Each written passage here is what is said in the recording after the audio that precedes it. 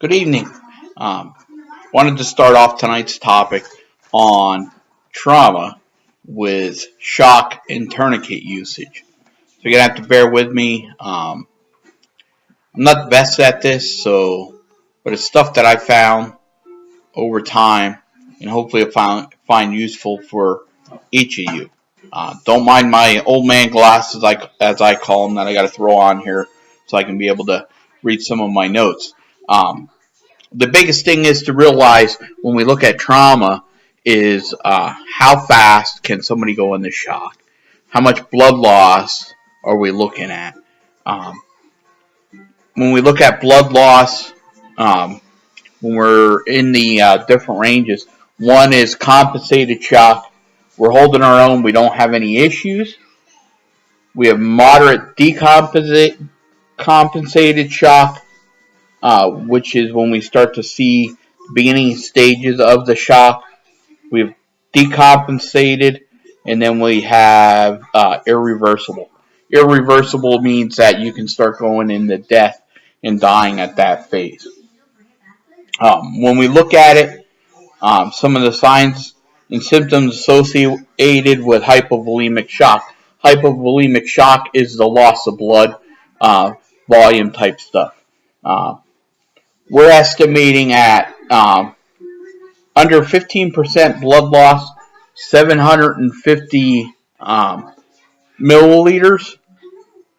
And give me 1 second. I'm going to pause this real quick. Grab a reference so that you know roughly how much. So we look at a 750 bottle. This bottle here is a 750 bottle, 750 milliliters. One of these, and we're able to compensate blood loss. When we look at blood loss, that means our pulse is going to probably be about 110 or maybe a little higher. We're breathing about 16 parts or 16 breaths per minute. When we talk about capillary refill, when you look at your finger and you would squeeze that finger, it goes white till it goes back to the red or pinkish in color. It takes about 2 seconds. At that point, the person their mental capacity may be anxious, meaning that they start getting nervous type feeling. When we move on to the next section, a moderate decompensation, approximate blood loss, 15% to 30%. So we're looking at 750 to 1500 milliliters. So when you look at that bottle again, you're going to take not just one of these, look at two of these, would be at about 1500 milliliters. At that point, our heart rate's over 100. We're breathing 16 to 20 times per minute. Our capillary refill now is between 3 and 5 seconds. And at this point, we start getting agitated and angry type feeling. As we progress into decompensated shock, we're now at 30 to 40% of our blood volume loss. 1,500 to 2,000 milliliters. So now we're looking at between 2 and approximately 3 of those bottles. Our heart rate is below 90. Our breathing now is 21 to 26 times per minute. And our capillary refill is over 5 seconds. And we get restless and confused at that point. If we still haven't corrected it, we start going into irreversible, which is over 40% of our blood volume is lost. That's over 2,000 milliliters. So picture anything of 4 of those bottles roughly. Our heart rate now is below 80. We're breathing 26 times per minute or higher. Our capillary refill is probably going to be greater than 5 seconds to 7 seconds. We're lethargic and we're probably going to be unconscious.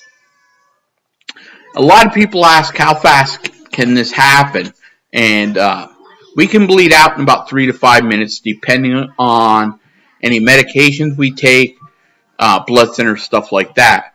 But realize we can already be unconscious in under 90 seconds. 90 seconds we can be unconscious from blood loss. 90 seconds is just over a minute and 30 seconds. That is not long. That's enough to make a bag of popcorn in the microwave. So I always tell people you got to be prepared for that. When we look at different things and we look at clothing, clothing is going to be important because we may be able to estimate blood volume loss by that. Like an adult male shirt, large to extra large, blood soaked, we're looking at about 1,000 to 1,500 milliliters of blood in that shirt. When we look at an adult male long sleeve shirt, large to extra large, blood soaked, we're looking at 1,500 to 2,500 milliliters of blood. When we look at an adult male shirt, long sleeve, one sleeve soaked is about 750 to 1,000 milliliters of estimated blood loss at that point. When we get into pants, when you look at an adult male pant, trousers, blood soaked, 1,500 to 2,500 milliliters of blood loss, which means they're already into decompensated or irreversible shock at that point, which doesn't take long for that to happen. If we look at that average adult male height, we're looking at one leg probably blood soaked. You're looking at 300 to 500 milliliters of blood volume loss. If you look at like your watch hats or beanie hats, one of those will hold about 300 to 500 milliliters of blood loss. And then when we look at a sock, a single sock will hold about 300 to 500 milliliters of blood loss. Estimating blood loss with just using your hand or palm.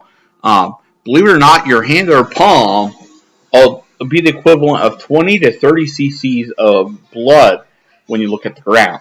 So if you take your palm and put it down, then move it, estimate where the next spot is, that'll give you a rough estimate of how much blood's on the ground or blood loss that is involved. Makes it a little easier for people to estimate how much blood volume loss there has been.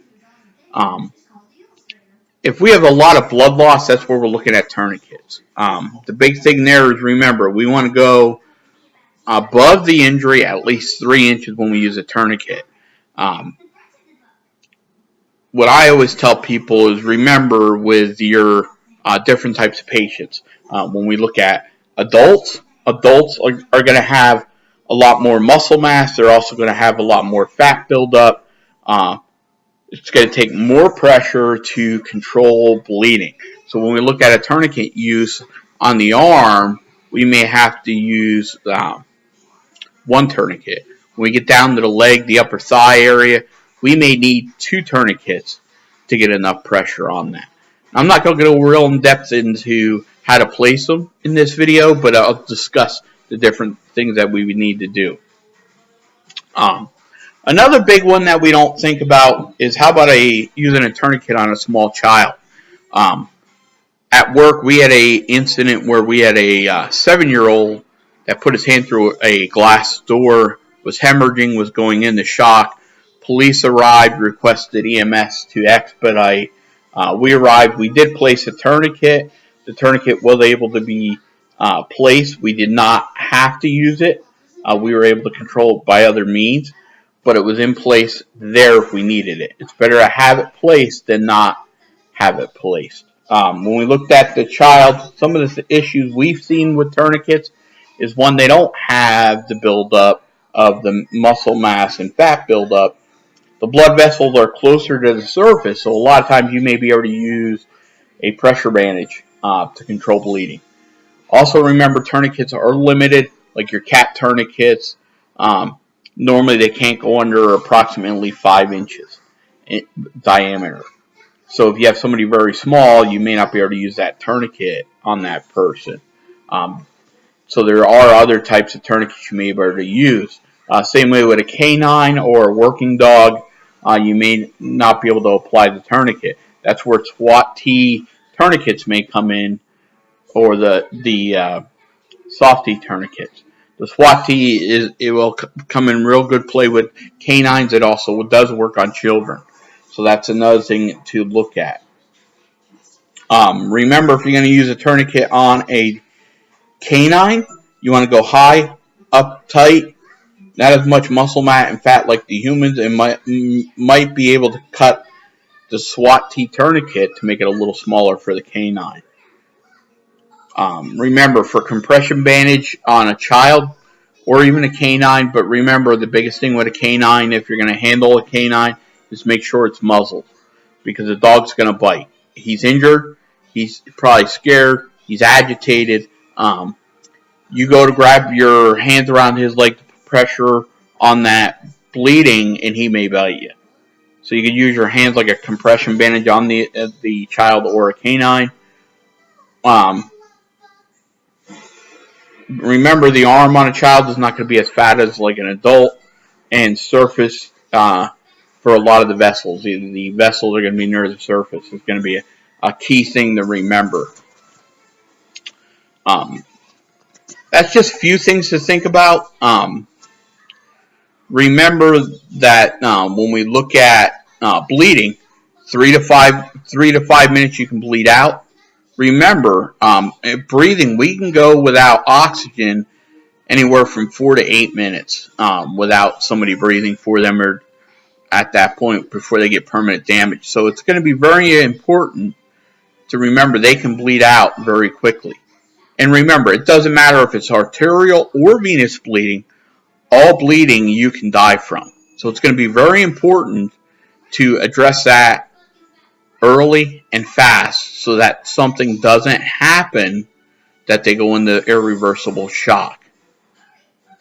So hopefully this is a little information. It may not be exact. I'm not going to talk about the type of tourniquets out there, which one's better, which ones are worse. Just realize that if you're going to use a tourniquet, make sure you know how to use it. Practice with it.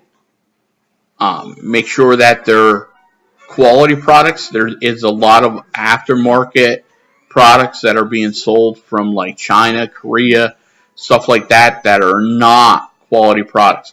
They have a tendency of failure. So you want to make sure you're aware of that. Tourniquets, like I said, going to be a key player. Winter's coming up.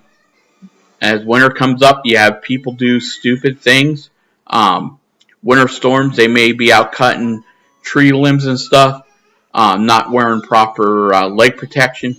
They come down, they cut their leg or their ankle area with that saw, and now they're hemorrhaging. They may need a tourniquet. Another injury that we see in the winter time that could wind up needing a tourniquet, snowblower accidents, where the person tries to reach in to unclog the snowblower. Even if it's off, a lot of people forget that snowblower will backspin because it's under pressure when you unclog it. And if your hand's in there, it's going to take off the fingers or the hand. So understanding this is going to be key. The best thing I can tell you is get the training, get the knowledge. Hopefully my video helps some. And someday you may be the true first responders out there saving lives. Because by the time EMS, fire, or police gets there, that person could die. Thank you and have a good night.